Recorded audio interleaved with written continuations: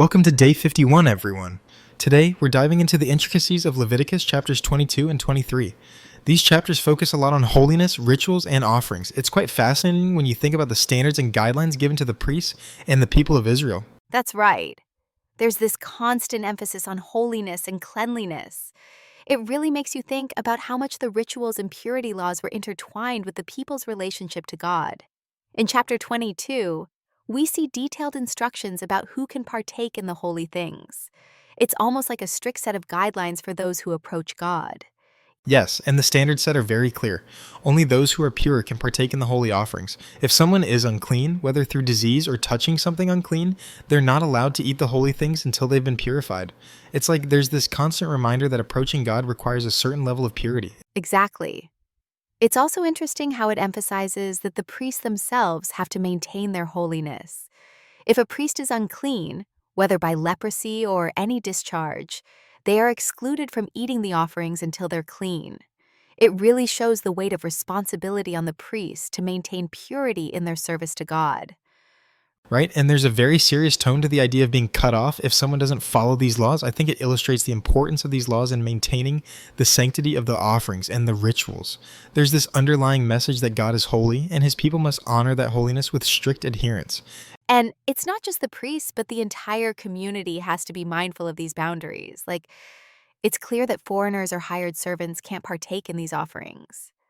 But if a priest buys a slave, that slave becomes part of the family, and they can partake in the offerings. It's fascinating how the laws are so connected to the concept of family and belonging. Yeah, the idea of family and community is so deeply embedded in these instructions. And there's even this idea of compensation if someone eats something holy by mistake. If they do so unwittingly, they have to add a fifth of its value to the offering and give it to the priest. It shows how seriously they took these things, even when no malice was intended. That's a great point. It's about maintaining the integrity of the offering, even if it's by accident. Now, moving to chapter 23, we see these beautiful instructions about the appointed feasts. There's so much rhythm and structure in the way these feasts are organized. Yeah, chapter 23 really lays out a calendar of holy days, starting with the weekly Sabbath. It's interesting how the rhythm of the Sabbath is established as a day of complete rest, a full day dedicated to God, a time of no work, just worship. This was such an important aspect of their weekly life. Absolutely. And then the feasts. Each one is so rich in symbolism and meaning. Take the Passover, for example. It's not just a historical reminder, but a spiritual event where the people look back on their deliverance from Egypt and renew their commitment to God. Yes, the Passover is so significant, it's followed by the Feast of Unleavened Bread, and I love how it teaches a deeper lesson about purity. Removing leaven, which can symbolize sin or corruption, from the bread. And they're told to eat only unleavened bread for 7 days. It's symbolic of their departure from Egypt in haste, but also a spiritual reminder of purity. Definitely. And it's not just a physical act, but a spiritual one too. There's this idea of separation from sin and corruption, and the idea that you're doing it as a community. Everyone, from the youngest to the oldest, would have to participate in these rituals together.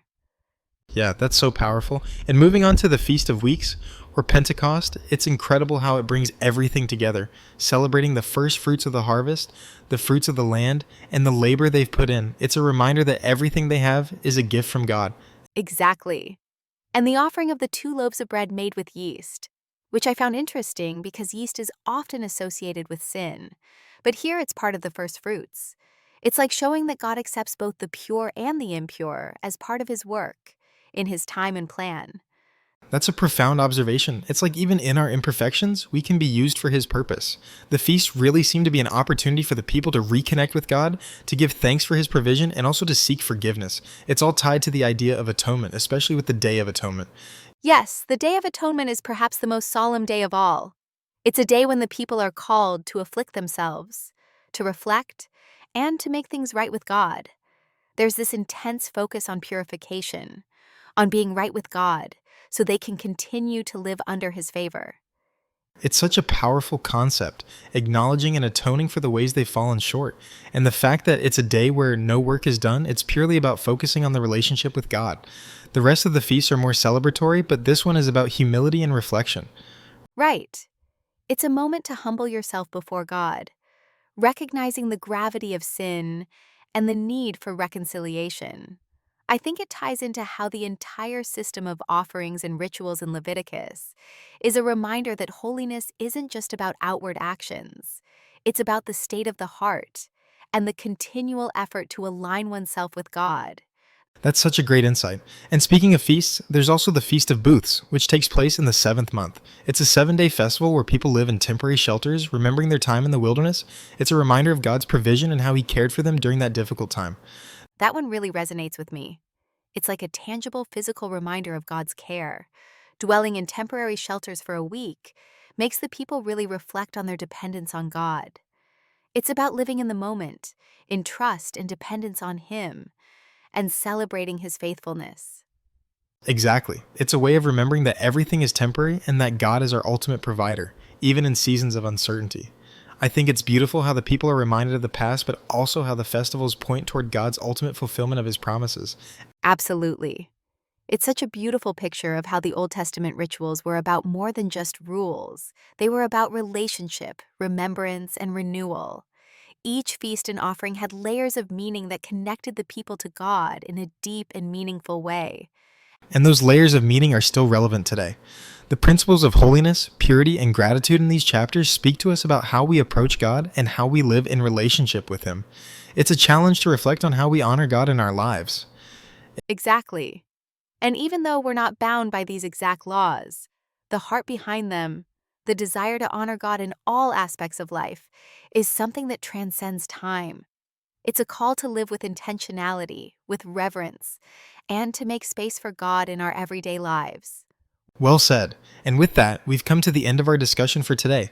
I hope this has given you a fresh perspective on these chapters and maybe even challenged you to reflect on how you approach God in your own life. Absolutely. Thanks for tuning in, and we'll be back next time to explore more together. Until then, take care. Take care, everyone. God bless.